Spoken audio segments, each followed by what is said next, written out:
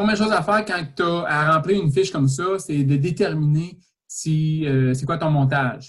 Donc, présentement, on a un montage étoile, triangle étoile.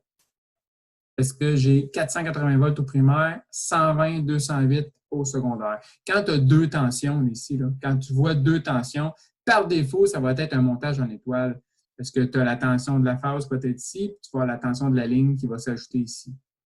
Ici, on a 208 et on a 120 volts à la phase. Pour notre montage au primaire, ce qu'on a au primaire, c'est 480. On a une tension. Donc, c'est la tension de phase et la tension de ligne. C'est la même chose. Un coup, tu as déterminé ça, puis tu as fait ton dessin, fais toujours ton dessin. Prends une feuille, fais ton dessin, ça va t'aider. Un coup, tu as fait ton dessin, on te demande la question au début, la tension de ligne. Tension de ligne au primaire. Bien, en faisant ton dessin, tu viens de déterminer c'était quoi. Tu viens de trouver la réponse. 480 volts. La tension de phase au primaire, 480 volts. Ça aussi, tu l'as trouvé. Tu as même trouvé au secondaire la tension de la ligne, 208. La tension de phase, 120 volts. On vient au primaire. Tu fais 75 000 qui est ta puissance totale. Divise ça par 3. Ça donne 25 000. 25 000, c'est la puissance d'une phase. C'est quoi ton courant qui part dans ta phase? 25 000 divisé par 480 va te donner 52 ampères.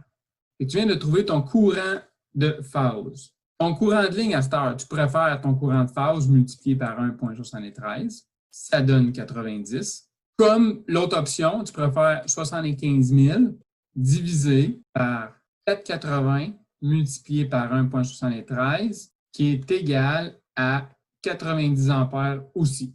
Côté secondaire, courant de phase, courant de ligne. On le sait que dans un montage en étoile, le courant de phase est égal au courant de ligne. On est en série. C'est la même puissance. La puissance au primaire, c'est la même puissance au secondaire. Fait qu'on avait dit qu'on avait 25 000 kVA par phase divisé par 120 volts parce que la tension qu'on a sur notre phase, n'oubliez pas, la tension sur la phase est à 120 volts. Ça me donne un courant de 208 ampères. Courant de phase, 208 ampères. Mais c'est le même que le courant de ligne. On vérifie nos réponses. 208 ampères multiplié par 208 volts multiplié par 1,73, ça me donne 75 000 VA.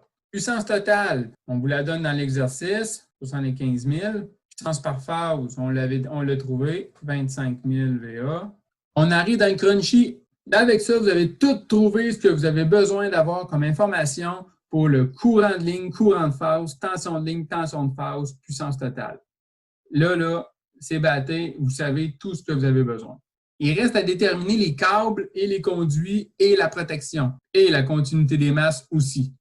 4 items là, qui vont être importants à trouver. Tout ça se retrouve dans le code électrique. Nos références, c'est le code électrique. Un coup que tu as trouvé ces calculs mathématiques-là, après ça, c'est du code.